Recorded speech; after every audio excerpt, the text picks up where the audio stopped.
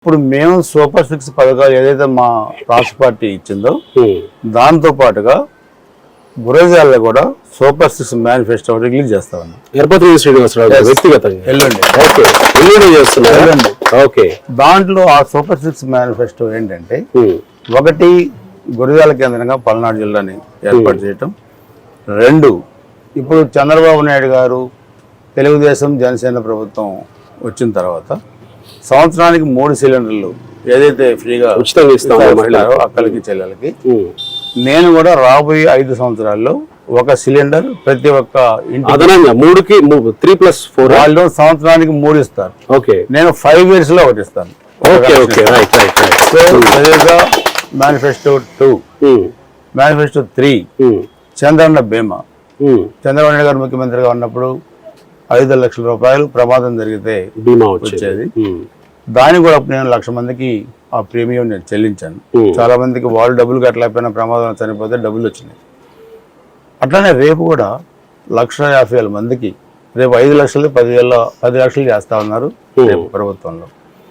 ఈ బీమా పథకం అనేది ఈ జగన్మోహన్ రెడ్డి వచ్చినా తీసేశారు. పేదవాడు గాయపడ్డ యాక్సిడెంట్లో పేదవాళ్ళు చనిపోయినా కనీసం వాళ్ళకి ఆర్థికపరమైన అవసరం లేకుండా చేసింది ఈ ప్రభుత్వం.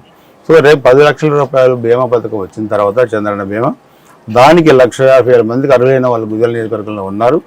వాళ్ళందరికీ కూడా ఆ ప్రీమియం డబ్బులు సొంత నిధులతో నేనే కట్టి వాళ్ళకి బాండ్స్ ఉచితంగా ఇవ్వబోతా ఉన్నాను. వాడికి ఇటువంటి ఇబ్బంది జరిగినా ఆ 10 లక్షల రూపాయల ఆర్థికపరమైన ఆసరా ఆ కుటుంబానికి వచ్చుద్ది. అది 3, 4 మొత్తం 6 ఉన్నాయి కదా. 6 ఉన్నాయి. 4 యూత్ పాలసీ. ఈ యూత్ పాలసీ ఏంటంటే మనం జనవరి 27న గురజాలలో ఒక మెగా జాబ్ మేళా పెట్టాం. ఓకే, మేము అధికారంలో లేకపోయినా 53 లిస్టెడ్ కంపెనీలు, పెద్ద కంపెనీలు అక్కడికి ఎంట్రీలకు వచ్చినాయి. 2,000 మంది హాజరయ్యారు. అంటే నిరుద్యోగ సమస్య ఎంత పెద్ద ఎత్తున ఉందో మీరు ఆలోచించండి. పల్నాడులో దాంట్లో 300 మందికి మేము జాబులు ఇప్పించాం మేము అధికారంలో లేకుండా. సో ఇక్కడ కూడా 500 ఎకరాలు నియోజకవర్గంలో 3 మండలాల్లో తీసుకొని ప్రభుత్వ భూమి అలాట్ చేయించుకొని వాటిని మినీ సెజులు పెడతాం. మినీ సెజులు పెట్టి స్మాల్ స్కేల్ ఇండస్ట్రీస్ కింద చదువుకున్న పిల్లలకి 10th క్లాస్ దగ్గర నుంచి పీజీ దగ్గర భూసేకరణ ఇదంతా అవసరం అవుతుంది. మా దగ్గర భూమి ఉంది. ఓకే ఓకే ఉంది పెట్టి ఇప్పుడు ఒక కుర్రోడు చదువుకొని నిరుద్యోగిగా ఉన్నాడు, అతనికి ప్రభుత్వం నుంచి కానీ బ్యాంకు నుంచి కానీ లోన్ ఇప్పించి సైట్ అలాట్ చేసి అతని చేత ఒక పరిశ్రమ పెట్టిస్తాం. అతను బతకడమే కాకుండా అతని కింద 10-20 మందికి ఇంకా ఉపాధి చూపిస్తాడు. సో అది 15,000 మందికి డిఫరెంట్ కేటగిరీలో ఉపాధి చూపించే దాన్ని యూత్ పాలసీ కింద తీసుకున్నాం. నెంబర్ 4.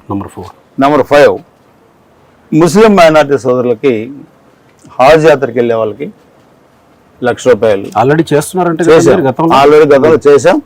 మరలా దాంట్లో రేపు ఆ మేనిఫెస్టోలో కూడా పెట్టాం.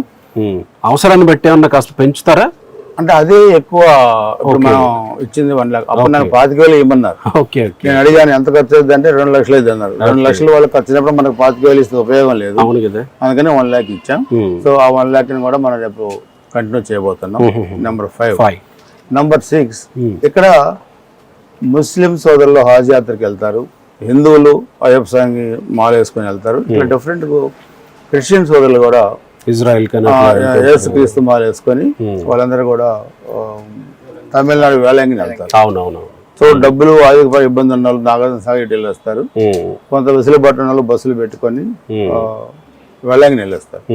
సో దానికి కూడా నేను ప్రతి సంవత్సరం 3-4 బస్సులు నేను ఫ్రీగా పెట్టి పంపిస్తూ ఉంటాను. సో దాన్ని కూడా ఇప్పుడు మేనిఫెస్టోలో చేర్చాను. అంటే ప్రతి యేసు ప్రభు మాల వేసుకున్న క్రిస్టియన్ సోదరులకు కూడా ఫ్రీ బస్సులు పెట్టి వేలాంగిని పంపించేదానికి కూడా మేము మా మేనిఫెస్టోలో పెట్టబోతా ఉన్నాం. ఇది ఈ సూపర్ 6 మేనిఫెస్టో. రాగానే అమల్లోకి వెళ్ళిపోతుందా? ఇది రాగానే అమల్లోకి వెళ్తుంది. రైట్. ఇవి కాక ఇంకా మేము చాలా ఉన్నాయి. గతంలో పసుపు కుంకుమ చేసాం డ్వాక్రా మహిళలందరికీ 50,000 మందికి. అది కొనసాగుద్ది. షష్ఠి పూర్తి కొనసాగుతుంది. అధికారంలోకి రాగానే కొనసాగుతుందా సార్? అన్ని పసుపు కుంకుమ అంటే లాస్ట్ లో ఇచ్చారనే ఒక ఇది ఉంది కదా, ఒకేసారి ఇస్తాం అవన్నీ లాస్ట్ లో. ఇప్పుడు ఈ గ్యాస్ కూడా ఏంటంటే మేము 5 సంవత్సరాల్లో వాళ్ళు ఎప్పుడైనా తీసుకోవచ్చు. కూపన్స్ ఇస్తాం వాళ్ళకి. వాళ్ళు ఎప్పుడైనా తీసుకోవచ్చు. అలానే ఈ పథకాలు లెక్కలు వేసుకున్నా సార్ ఇవన్నీ ఎంత బడ్జెట్ అవుతాయో తీసుకురాగలుగుతారా మీరు? బడ్జెట్ అసలు ఇంపార్టెంట్ కాదు.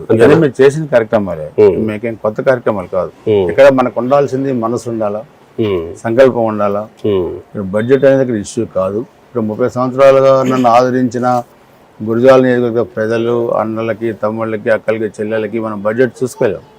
సో ఇదంతా వాళ్ళకి మనం రుణపడి ఉన్నాం. రాజకీయాల్లో ఒక వ్యక్తి చిన్న వయసులో రాజకీయాల్లోకి వచ్చి ఒక వ్యవసాయ కుటుంబం నుంచి వచ్చిన ఒక వ్యక్తి ఒక నియోజకవర్గంలో ఒకే పార్టీలో 7 సార్లు పోటీ చేయడం అంటే చిన్న విషయం కాదు. చాలా ఇక్కడ చాలా ధైర్యం కూడా కావాలి. ఫ్యాక్షన్ కాన్స్టెన్సీ ఎంతమంది గొంతులు కొయ్యబడ్డాయి. అవతల వైపు నుంచి మారుతూ వస్తున్నారు, మీరు మాత్రం మారలేదు. అంటే దానికి ఒక నిబద్ధత, ఒక నాయకుడు అధినాయకుడి పట్ల విశ్వాసం, ఇవన్నీ ఉంటేనే రాజకీయాల్లో మనం కూడా సాధించగలుగుతాం.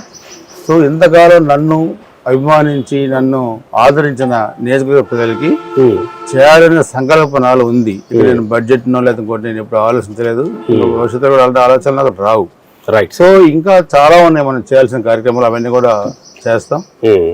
అందుకని మనం నిధులు ఎక్కడ ఉన్నాయి, ఆ నిధుల్ని ఎలా తీసుకురావాలా, స్టేట్ గవర్నమెంట్లు ఏ నిధులు ఉన్నాయి, సెంట్రల్ గవర్నమెంట్లు ఏ నిధులు ఉన్నాయి, బ్యాంకులు ఏ నిధులు ఇస్తాయి, ఇవన్నీ వేరియస్ సోర్సెస్ ద్వారా మనం తెలుసుకొని వాళ్ళందరికీ ఆ చేయూత, ఆర్థికపరమైన అంశాలు, ఒక వ్యక్తి బతకటానికి అవసరమైన అన్నీ కూడా చేయించేదానికి నేను అస్త్ర శస్త్రాలు సిద్ధం చేసుకొని ఎన్నికలకు పోబోతున్నాను. సిద్ధం అయిపోయాయి, గ్రౌండ్ అంతా ప్రిపరేషన్ అయిపోయింది.